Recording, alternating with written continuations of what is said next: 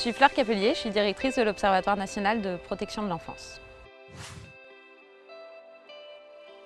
L'Observatoire national de protection de l'enfance, c'est un service créé en 2004 qui vise à faire le lien entre recherche et pratique en protection de l'enfance et donc à produire de la connaissance sur les enfants protégés, leurs besoins, mais aussi les pratiques professionnelles. Depuis la loi du 7 février 2022, l'Observatoire national de protection de l'enfance assure les missions de Centre national de ressources sur le plan aussi de l'évaluation et de la recherche. Il a également son périmètre élargi avec les questions d'adoption et d'accès aux origines personnelles. Les liens entre l'Observatoire national de protection de l'enfance et les observatoires départementaux sont très importants puisqu'ils sont l'ancrage de l'Observatoire national sur le terrain et permettent de mettre en œuvre des partenariats locaux.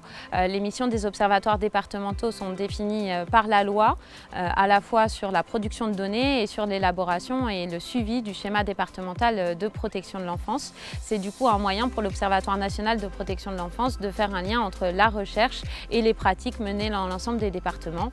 Aujourd'hui, plus de 80 observatoires départementaux existent en France.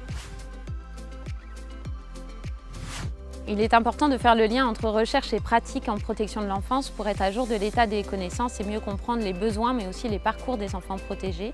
Par ailleurs, il y a tout un enjeu aujourd'hui sur l'accompagnement des pratiques professionnelles et la manière dont on peut soutenir à la fois les collectivités mais aussi les acteurs de la protection de l'enfance dans leur ensemble dans la prise en charge et l'accompagnement des enfants protégés. Les travaux de l'Observatoire national de protection de l'enfance visent justement à pouvoir éclairer la décision publique au regard de ce qui existe aujourd'hui dans les recherches en France, mais aussi à l'international, et puis dans le cadre de pratiques repérées et évaluées par des chercheurs et jugées du coup probantes au regard des effets qu'elles peuvent avoir sur les enfants et les familles.